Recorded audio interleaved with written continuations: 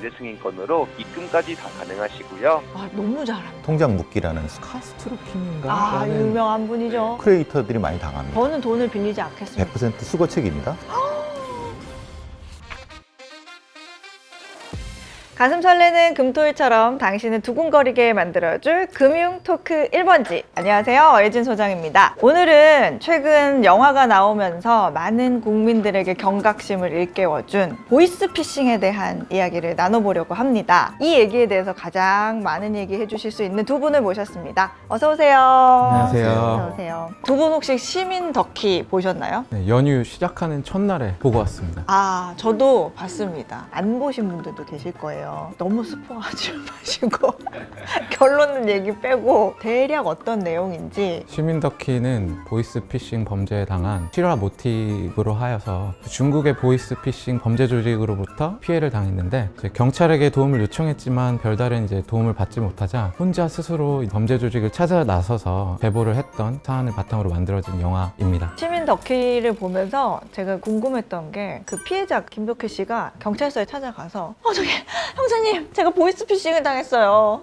3,200만 원이에요. 막 그렇게 얘기를 하면 콧방귀를 약간 끼면 3,200만 아줌마 그러면서 약간 홀대하는. 이거 진짜 경찰들이 그러진 않죠. 보통 분들이 에이 영화니까 뭐 저렇겠지라고 생각하는데 천만의 말씀입니다. 만만의 공떡? 금융 관련된 사기죠. 그러니까 이게 이제 이 사람들은 이걸 사기 범죄로 보는 건데 원래 이 범죄는 조직 범죄, 착취형 범죄입니다. 아예 접근 자체가 달라야 되는데 기존의 시스템을 유지하고 있기 때문에 그 영화 보시는 분들이 어떻게 저럴 수 있어 답답해 하시고 분노도 하시고 욕도 하시고 실제 모습이라고 생각하시면 됩니다. 아, 정말요? 예. 본인이 피해자임에도 불구하고 경찰한테 피해 호소를 했을 때 피해자 탓을 말하자면 질책을 하거나 타박을 하는 그런 측면에서 좀 안타깝다고 느꼈습니다. 그리고 또 한 가지 궁금했던 게 보이스피싱의 조직 범죄는 중국 이런 데에 폐공장 이런 데 콜센터가 딱 있어서 가둬놓고 하느냐, 그런 것도 궁금하거든요. 보통 한 3층이나 4층 정도의 건물을 임대를 해갖고 임대했다기면 그냥 뭐 해갖고 뭐 1층은 가드들이 있겠고 2층은 텔러들, 3층은 이제 연구소, 4층 뭐 정도는 관리자. 굉장히 체계적이네요. 그 왜 영화 보이스를 보면 정말 실제로 뭐 1층에는 뭐 가드들, 뭐 2층에 뭐 3층에 뭐 4층에 연구소 이런 식으로 이렇게 설정이 돼 있었는데 그게 정말 실화였네요. 네, 실화죠. 그 영화도 굉장히 사실 고증이 잘 된 겁니다. 요즘은 더 진화한 것은 각각을 하청을 주는 거로 좀 바뀌고 있죠. 그럼 그게 진짜예요? 뭐 고액 알바다 해가지고 청년들을 데려가서 정말 네. 하는 게 맞아요? 실제 사이트 열어보면 그런 알바 아직도 많이 나옵니다. 한두 명 이렇게 해서 아름아름 데려가서 하고 성과를 올리는 사람들은 윗단계로 올라가고 스카웃도 되고 난장판이죠. 돌아올 수는 있어요? 들어올 수는 있는데 빚을 많이 지죠. 그러니까 당연히 그 빚을 고리로 또 오는 거고. 우리 제작진분들 중에서도 혹시 보이스피싱 관련 전화 받아보신 분 있으세요? 있다니까. 너무 이렇게 많네, 너무 많네요. 돈 안 보내셨죠? 우리가 이렇게 당해보지 않으면 사실 그거를 속아? 그걸 몰라? 이렇게 할 수가 있거든요. 직접 준비를 해봤어요. 실제 사례를 한번 들어보겠습니다. 그런데 저희 지점장님이 승인해 주셔서 강제 승인권으로 입금까지 다 가능하시고요. 이제 계약 체결만 하고 입금만 받으시면 되시는데, 그런데 아시겠지만 원래 고객님 신용도로는 수출 자체가 아예 안 나오셨잖아요. 아, 너무 잘한다. 진짜 너무 목소리가 아나운서급인데. 금융기관에서 정말 전화한 것처럼. 저건 금융기관에 재직했던 사람을 스카우트해서 만든 거죠. 그랬을 수도 있겠네요. 그 말투가 저 금융기관에서 받는 그 말투 그대로, 용어도 그렇고, 와, 이거는 진짜. 뭐 유사한 보이스피싱 경험이나 피해 사례가 있었는지 궁금합니다. 저는 이게 보이스피싱이라고는 사실 확신은 못 하겠는데, 예전에 제가 십수년 전에 국가보안 1급 기관에 인턴을 지원한 적이 있었어요. 십수년 전이요. 네, 십수년 전에.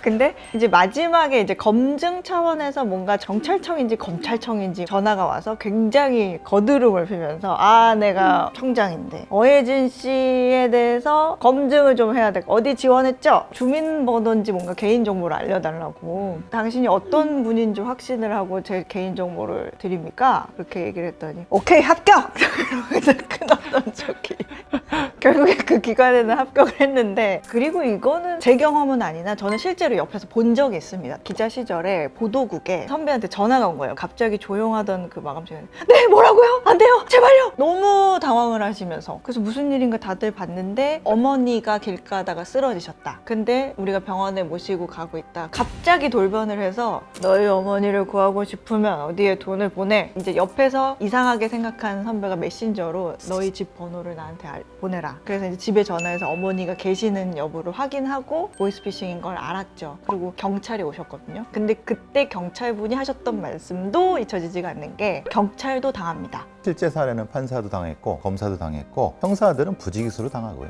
옛날에 저한테도 연락이 왔었습니다. 네, 딱 걸렸네. 어떻게? 딱 걸렸죠. 근데 서울경찰청 강력과 뭐 저기 형 뭐 이렇게 하더라고. 내가 그래서 거긴 내가 근무하는 데인데 했더니 저기 그 사람이 막 당황을 해도만 그래도 끊어더라고요. 잘못했다. 꽂혀서 잡았어야 되는데 가장 잘 당하는 사람들은 자기가 잘 안다고 생각하는 착각하는 사람들이. 그건 판사든 검사든 변호사든 형사든 자기가 이 분야에 대해서 잘 안다고 생각을 하는데 사기꾼들은 이미 그 정도보다 조금 더 아는 거예요. 미국인들도 굉장히 많이 당해요. 특히 30대 이하가 가장 많이 당하는 세대라고 해요. 근데 어떤 내용인가 무슨 방식으로 하나 하고 봤더니 미국에서는 경찰에 대한 어떤 위압감, 파워가 너무 강하다 보니까 내가 경찰이다. 너 뭐 잘못했지. 너 뭐가 오류가 났다고 떴어. 아니면 이민 가신 분들, 뭐 유학 간 분들을 상대로 연방 이민국이야. 너가 뭐가 잘못됐어. 너 이거 자칫하다가는 쫓겨나게 생겼어. 미국에서. 막 몰아붙이는 거예요. 사기단들이 원격 제어를 해서 어플로 자기네들이 알아서 그냥 통장에서 돈을 보내버리고 그런 사례도 있다고 그래요. 여러 가지 사례가 있잖아요. 또 뭐가 있을까요? 로맨스 스캠이라는 범죄가 화제가 많이 되고 있는 것 같습니다. 로맨스 스캠? 국내에서는 얼마 전에 전청도 사건이 네. 있었고요. 로맨스 스캠은 조금 더 이제 국제적인 조직 범죄에 가까운 측면이 있습니다. 그래서 최근 사례 중에 그 카스트로 킴인가라는 유명한 분이죠. 네. 여군이 이제 한국에 오기 위해서 자금이 필요한데 자금을 좀 보내줄 수 있냐 이런 식으로 로맨스 스캠 범죄가 일어났던 적이 있다는 것 같아요. 근데 좀 신기했던 거는 이런 로맨스 스캠을 대응하는 기관이 어딘지 알고 계신가요? 어디예요? 네, 로맨스 스캠은 국제 테러 조직이 자금을 마련하는 방식으로 많이 사용된다고 하더라고요. 그래서 이 국정원이 국제 범죄에 대응하는 차원에서 이런 로맨스 스캠에 대해 대응하고 있다고 합니다. 나이지리아나 아니면 아프리카계 영어 쓰는 권에 있는 조직 범죄자. 그래서 이제 국정원이 개입을 하는 거죠. 요즘에는 그런 것도 있잖아요. 피싱 방법 중에 AI가 너무 발달하다 보니까 사진을 어떻게 해가지고 피싱을 하는 방식? AI 목소리를 입혀서 나중에 전화 올 수 있다는 이런 기사들도 많이 나오고 있더라고요. 맞아요. 그래서 요즘에 뭐 3초짜리만 있으면 다 된다. 소장님처럼 맞아요. 방송을 많이 타는 분들은 상당히 좀 조심해야 될 것 같다는 생각이 들고 저는 뭐 다 노출이 돼, 얼굴, 목소리 다 노출이 돼서 레퍼런스가 노출되면은 그걸로 AI를 쉽게 만들 수 있죠. 저는 돈을 빌리지 않겠습니다, 여러분. 보내지 마세요, 저한테. 고전적으로는 당장 뭐 경제적인 처지를 이용해서 뭐 대출을 해준다거나 가족의 신변에 어떤 위험이 있다고 위협하면서 돈을 편취하려는 사례가 있는 것 같고, 특히 이제 많이 나오는 건 스미싱 같은 사례인 것 같습니다. 이게 SMS 더하기 그 피싱의 합성어라고 보시면 될 것 같은데, 문자나 카톡으로 택배 확인 문자를 보낸다든지 혹은 이제 부고장 등을 보내거나 해외 직구를 하는 경우에 있어서 관세청을 사칭하는 문자를 보낸다든지 특정 인터넷 주소를 보내고 그 인터넷 주소를 누르면 개인정보를 입력하도록 하든지 혹은 악성 앱이 설치되도록 하는 그런. 근데 어떻게 그걸 안 눌러요? 그거는 만약에 내가 정말 시켰어, 택배를. 통관해야 돼. 택배를 내가 진짜 시켰는데 진짜 시켰는데 그때 와요. 그래서 이게 어떡해요? 안 누를 수가 없더라고요. 택배 문자 사기를 당할 뻔한 적이 있거든요. 제가 택배를 시켰는데 택배가 안 오고 있던 차에 택배 확인 문자가 왔고, 그래서 택배 빨리 받아야 되는데 이런 생각이 들잖아요. 그래서 그 문자를 눌렀더니 어느 정도 배송된지 확인하려면 기본적인 정보를 입력하세요라고 나오는 거예요. 그 순간 의심할 수가 없을 만큼 원래 택배 홈페이지랑 되게 비슷하게 짜여져 있었고, 거기에 뭐 이름이랑 전화번호랑 주민등록 휴대번호도 생각 없이 누르려고 했었는데 거의 마지막 단계에 돼서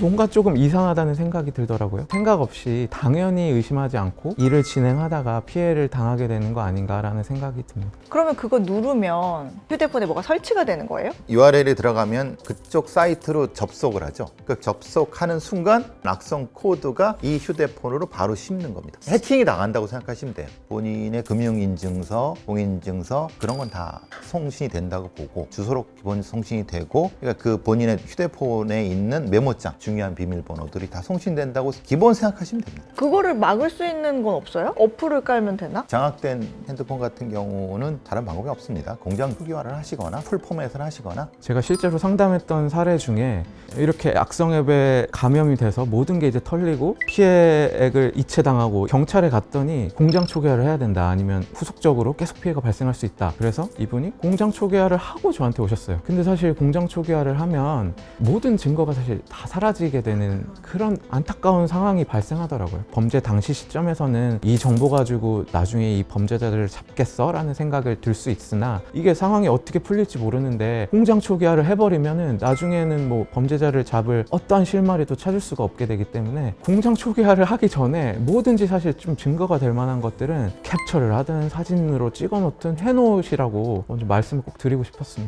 뭐 요즘에 그런 것도 있더라고요. 당근 뭐 어떻게 해가지고 그런 사례 있었죠. 해외여행을 다녀오면 조금 남는 외화가 있을 네. 거 아닙니까? 일본 여행을 다녀오신 분이 좀 남는 엔화가 있었나 봅니다. 은행 가서 처분하려면 또 수수료를 물어야 되기 때문에 엔화를 판다고 당근마켓에 올린 거예요. 그래서 계좌 이체를 했는데 나중에 이제 수사기관으로부터 전화를 받았던데 그 계좌가 보이스피싱 거래에 사용되었다. 알고 보니까 이제 보이스피싱 피해 그 금액이 거기로 들어왔다 나가는 거예요. 그러면서 돈 세탁을 한 거고. 대포 통장이 구하기 힘드니까 저런 식으로 대포 통장화 시키는 거예요. 피해자 계좌인지 가해자 계좌인지 모르게 돌려버리는 겁니다. 그러면 그 사람도 처벌을 받습니까? 형사상 처벌은 이제 고의가 있어야 처벌을 받기 때문에 뭐 이런 경우에는 범죄 고의가 있다고 보기는 어렵겠지만 매우 피곤해지는군요. 매우 피곤해지는 거예요. 매우 피곤해지고 변호사는 사야 되고 네, 근데 전화도요. 예전에는 국제 전화로 오니까 약간 받기 전부터 경계할 수 있었어요. 근데 요즘에 오는 번호를 보면 정말 그냥 지역 번호라든지 아니면은 010 막 이렇게 와서 그냥 받게 되거든요. 진화된 거죠. 예, 변잡기라고 합니다. 번호 조작기를 하는데 고정된 것이 아니라 가장 지능적인 경우 사람이 등에 변잡기 짊어지고 지하철로 이동하면서 하는 경우 있고 저기 산속 같은 데 변잡기를 숨겨두는 경우도 있고 별 해괴한 경우도 많습니다. 우와. 변잡기를 운용하는 이런 조직원을 두고 마치 국내에서 전화나 문자가 간 것처럼 하는 행위는 사실은 전기통신사업법상 또 위배될 소지가 있어서 실제로 그걸로 처벌되는 사례도 많은 걸로 알고 있습니다. 당하는 사람의 심리는 뭘까요? 크게 이렇게 나는 거예요. 심리적 지배형이 있고 심리적 신뢰형이 있는 겁니다. 아이고 우리 저기 판사 1년차 임명되셨잖아요. 그런 대출 정도는 다 해요. 이런 신뢰형이고 비명소리 아니면 급작스러운 형태의 시청각적인 도발 이런 것도 심리 지배형인 거예요. 아, 근데 저 같아도 만약에 아이 목소리가 들린다? 혹시 만약에 옆에 없다면 되게 불안할 것 같아요. 그게 사실인데 내가 보이스피싱을 의심해서 거짓말로 여기고 넘어갈까 봐. 보이스피싱의 조직들은 이걸 받는 사람을 예전 같으면 무작위로 했는데 요새는 어떤 기초 정보를 가지고 접근을 합니다. 그런 대출 뭐 이런 것들 사람들이 당하는 그 이유 중에 하나는 맞춤 사기여서 내가 연체된 거 어떻게 알았지? 막 그런 것 때문인데 절박함을 이용한 절박함. 대출 3천만 원짜리인데 선생님을 위해서 좀 낮은 거에 나왔다고 하면은 지금 고금리에 막 압박을 받고 있는데 얼마나 고마워요. 이런 형태 자기가 알아서 신뢰를 하게 되는 방식이죠. 왜 이런 경우는 있다고 하더라고요. 전화를 했는데 어머니가 아주 호리호리하셔서 이거 툭 하면 부러지는데 괜찮겠어? 저희 어머니가 아닌 것 같습니다. 저희 어머니는 상당히 체구가 있으신데요. 뭐 그랬다는 사례도 있기는 한데 여러 번 하는 겁니다. 10개 중에 하나, 20개 중에 하나 걸리면 되는 거예요. 그 사람들 입장에서는. 그러니까 뭐 이렇게 허술하게 란도 생각하지만 20명, 30명 중에 한 명만 걸리면 되는 거예요. 가장 우리가 바로 할 수 있는 대처 뭐가 있을까요? 금융기관 또는 경찰에 신고를 하는 것이 필요합니다. 피해 구제의 가장 핵심은 범죄에 사용되었던 계좌를 지급 정지시키는 것이거든요. 이것은 이제 금융회사에 우리가 신청을 하거나 아니면 수사기관에 피해를 신고했을 때 수사기관이 금융기관에 신고를 해서 지급 정지가 이루어지는 방식으로 진행이 됩니다. 금융기관 콜센터에 바로 전화를 하면 가장 사실 처음 안내 멘트가 보이스피싱 혹시 범죄 관련 멘트가 나오면 뭐 몇 번을 누르세요 이런 얘기가 나오거든요. 예전 같은 경우는 다이렉트 하는 게 없었어요. 많이 좋아진 거고 요즘 은행들이 이런 걸 많이 대비를 하거든요. 몇 년 전에는 그 어르신들한테 이렇게 얘기하면 전화 받고 이상하면 무조건 들고 파출소로 뛰라고, 아니면 112 차 있으면 바로 가서 이렇게 하라고 그러면 100% 경찰들은 압니다. 변호사님, 그럼 우리가 신고를 했는데 실제로 이제 다 끝나고 봤을 때 돈을 돌려받는, 내 돈을 찾는 경우가 얼마나 될까요? 신고를 하면 지급정지 조치가 취해지고 그 이후에 이제 금감원이 예금 채권에 대한 채권 소멸 절차 개시 공고를 합니다. 말하자면 이 피해액에 대해서 소유권, 채권이 있는 사람 한번 얘기해 보세요 이렇게 공고를 해요. 근데 거기에 대고 누가 이게 내 돈이라고 얘기를 하겠어요. 이게 피해액수인데. 그렇기 때문에 이제 이게 2달간 이의 신청이 없는 경우에는 피해자에게 돌아갈 수 있는 그런 절차가 바로 피해구제 절차거든요. 그런데 이제 상당히 많은 경우에 이미 이제 신고를 하는 순간 돈이 계좌 밖으로 빠져나가게 되고, 그래서 피해자분들이 피해구제를 받기 어려운 상황에 봉착하게 됩니다. 결국 그렇게 피해 금액이 빠져나간 경우에는 가해자를 상대로 손해배상을 청구해야 되는 상황인데, 가해자가 누구? 특히 이제 뭐 총책 같은 경우에는 우리 시민덕희 사례도 봤지만 해외에 있고 누군지도 모르고 콜센터가 어디 있는지도 모르고 하니까 가해자가 특정이 안 되는 상황이 발생하죠. 따라서 당연히 형사고소도 어렵고 민사상 손해배상 청구도 어려워집니다. 결국은 이 수거책이나 전달책 같은 말단 조직원을 상대로 한 형사고소 내지 민사상 손해배상 청구가 대부분인데, 뭐 유죄 판결이야 쉽게 나고 민사상 손해배상도 인정되는 경우가 많아요. 근데 인정된다고 한들 이 사람한테 돈이 없는 경우가 많거든요. 뭐 이긴다 한들 돈을 가져올 수가 없는데 어떻게 피해자분들이 피해구제를 받겠어요? 이 건물의 1층에 뭐 ATM기가 있어요. 네. 이런 백을 메고 대기하고 계시는 여성분이나 이렇게 남성분이 있으면 그건 100% 수거책입니다. 송금책이거나. 이게 뭐냐면 이 사람이 가해자인지 피해자인지 헷갈려 버리는 게 만드는 겁니다. 왜냐하면 저수지 계좌를 만들어 갖고 넣었다가 빼고 넣었다가 빼니까 이게 그럼 소유가 문제는 겁니다. 근데 이게 입금이 되면 보통 금융기관에서는 뭐 30분인지 1시간 안에 출금이 금지되지 않아요? 근데 그 전에 날아가는 거죠. 대기시킨 다음에 송금하고 바로 택시 타고 튀거나 하는 부분입니다. 그리고 또 사례 중에 하나가 내 계좌가 대포 통장으로 그 범죄로 이용이 됐을 경우, 그런 경우에는 우리가 어떤 대처를 할 수 있을까요? 일단 나의 계좌가 만약에 범죄 계좌로 사용됐다 하면은 다른 피해자에 의해서 제 계좌가 지급 정지가 될 수가 있겠죠. 그러면 요거를 이제 풀어야 되는데 다시 한번 전화가 와서 이런 지급 정지를 해제하려면 돈을 보내라든지 이런 2차 범죄를 가하는 경우가 많아요. 사실 따지고 보면은 내가 돈을 보낸다고 지급 정지를 풀어주는 사람이 아니거든요. 이런 전화를 받았을 때도 당황하지 마시고 주의하셨으면 좋겠습니다. 여기 이제 통장 묶기라는 수법이거든요. 통장 묶기. 예, 예. 근데 유튜브 크리에이터들이 많이 당합니다. 왜냐하면 후원 계좌를 공개해버리잖아요. 그거에다가 20만 원을 넣고 그 다음에 연락이 옵니다. 그리고 신고를 합니다. 이게 이 계좌라고 범인이. 내가 뭐 돈 얼마 보내면 풀어주겠다. 왜냐? 푸는 방법이 쉽지 않습니다. 주거래 은행 계좌면 3주나 2주 동안 상당히 골치 아파지죠. 그러네요. 예. 자기 주거래 은행은 따로 하고 별도의 정지돼도 생활에 지장이 없는 3주 동안 정지해도 상관없는 걸 하는 건 이런 것도 팁이 될 수 있는 거고. 예. 좋은 정보입니다.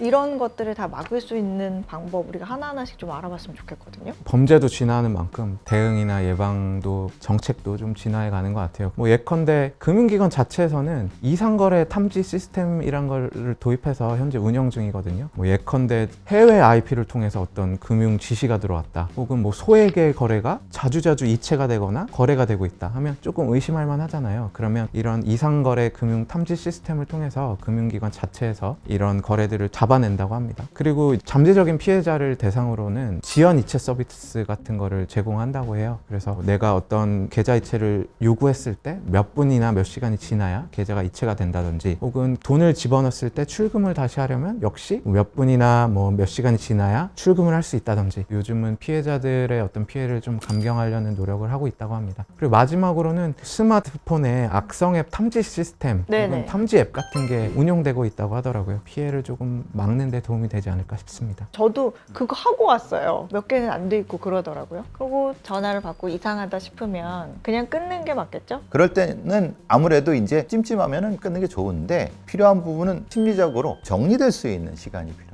여기서 우리가 보이스피싱을 가장 많이 당하는 것은 순간적이고 갑작스러운 심리적인 충격을 주는 요법을 쓰는 거거든요. 맞아요. 혼자 있을 때는 어쩔 수 없지만 그래도 다른 사람 옆에 있을 때 잠깐만요 하고 물어볼 수 있는 그런 심리적인 여유는 분명히 습관적으로 필요한 부분이 있고요. 푸사 같은 거, 그러니까 이제 SNS 카톡이나 이런데 다른 사람으로 오인받을 수 있는 부분에 그렇지 않게끔 푸사를 정리하거나 아니면 관계 있는 사람들과의 약간 뭐 암호 같은 거라 할까? 우리들만 알 수 있는 그런 것들, 친구들한테 카톡 보내고 그럴 때 독특한 그 받침을 쓰는 경우도 있잖아요. 네. 이런 것도 좋은 겁니다. 실제로 저는 저희 부모님한테 말씀드리는 게 뭐 내 목소리로 혹시 전화가 오더라도 믿지 마시고 암고를 하나 대세요. 이렇게 과거의 어떤 특정한 사건을 얘기하면 답변이 오면 아 이게 나구나 이렇게 생각하세요. 그런 식으로 뭐 상호간의 뭐 부분을 좀 정해놓는 것도 중요할 것 같고.